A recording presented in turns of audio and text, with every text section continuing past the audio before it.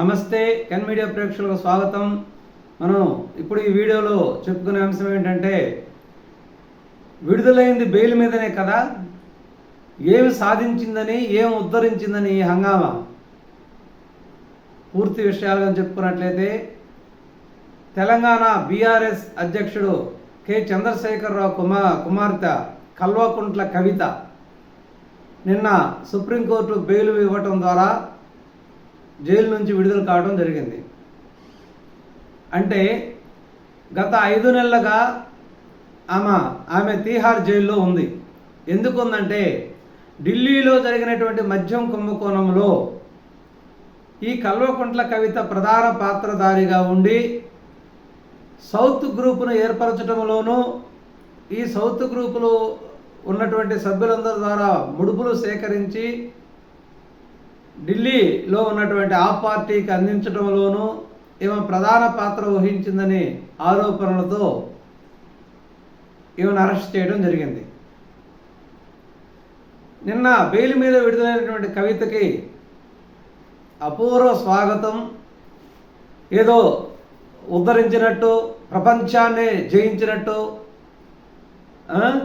ఆ హంగామా, ఆ ర్యాలీ ఇవన్నీ చూస్తే ఆశ్చర్యం వేస్తుంది. ఇదే భారతదేశం యొక్క దౌర్భాగ్యం. ఏదైనా అవినీతి చేసి జైలులోకి పోయిన తర్వాత వాళ్ళు జైలులో నుంచి విడుదలయ్యేటప్పుడు ఏదో పెద్ద ఘనకార్యం చేసినట్టు, వాళ్ళు ఏదో అసలుకి భారతదేశాన్ని జయించినట్టు వాళ్ళు బయటికి రావడం జరుగుతుంది. అంటే తప్పు చేసినామనే ఫీలింగ్ అనేది వాళ్ళలో లేదు. అది భారతదేశం యొక్క దౌర్భాగ్యం, భారతదేశం యొక్క పరిపాలన విధానాలలో ఉండే లోపం, భారత రాజ్యాంగంలో ఉండే లోపాల వల్ల మనకి దౌర్భాగ్యం సంభవించింది. లేకపోతే భారతదేశం అనేది ఎప్పుడో ప్రపంచంలో అగ్రగామి రాజ్యంగా ఉండాలి, అగ్రగామి దేశంగా ఉండాలి. ఎందుకు ఇది ప్రతి చిన్న దేశం కూడా భారతదేశాన్ని మించిపోతుందంటే, భారతదేశంలో ఉండే ఈ యదవ రాజకీయాలు, ఈ అవినీతి. కొంచెమన్నా పశ్చాత్తాపము, కొంచెమన్నా అసలు ఏమన్నా కొంచెమన్నా తప్పు చేసినామనే ఫీలింగ్ అనేది వాళ్ళు కనపడుతుందంటే, జైలులోంచి విడుదలైనప్పుడు ఒక రకమైన గర్వంతో విడుదలవుతున్నారు. మేము గంగ ఇచ్చేసాము, మేము గంగ ఇన్ని రోజులు జైల్లో ఉన్నాము. ఒక పశ్చాత్తాప భావం అనేది వాళ్ళ ఎవరిలో లేదు.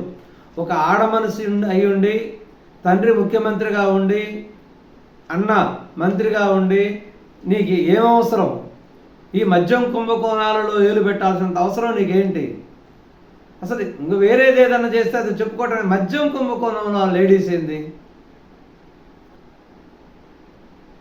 సరే, జనరల్గా అందరూ చెప్పినట్టు నువ్వు నా తప్పు లేదు, నన్ను అనవసరంగా బంధించారు, నా రోషం రెట్టింపైంది, ఎందుకంటే ఎక్కువ కష్టపడతాము, పోరాటం చేస్తాము అని చెప్పావు.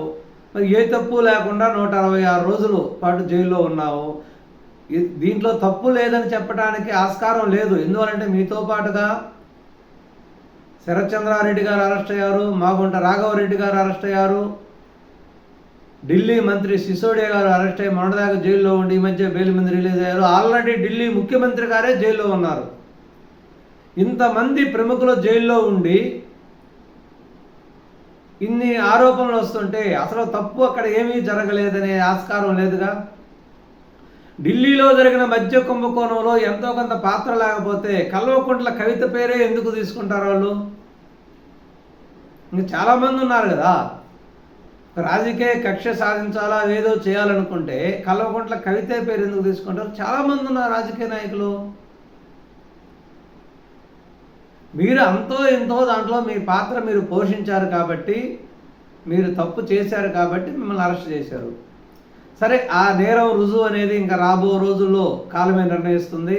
ఎందుకంటే భారతదేశంలో ఒక కేసు ఆమోదింపబడి దాని నేరం రుజువు కావాలంటే చాలా టైం పడుతుంది. ఆలోపు వాళ్ళు జీవించి ఉండవచ్చు, లేకపోవచ్చు, ఏమైనా జరగవచ్చు, కొన్ని వందల సంవత్సరాలు కూడా పట్టవచ్చు. లేదు, వాళ్ళు ఇతర దేశాలు పోయి కూడా అక్కడ సెటిల్ కావచ్చు. మనం ఒక రకం చూస్తున్నాం. ఆంధ్రప్రదేశ్ రాష్ట్ర ముఖ్యమంత్రి 11 కేసుల్లో ముద్దాయి 16 ఏళ్ళు జైలు అనుభవించి 11 సంవత్సరాల పాటు స్టే మీద ఉన్నటువంటి ఆర్థిక ఈడీ ఆరోపణలో ఉన్నటువంటి ఏకైక వ్యక్తి మన ఆంధ్రప్రదేశ్ ముఖ్యమంత్రిగా కూడా చేశాడు. అది అందరికీ తెలుసు.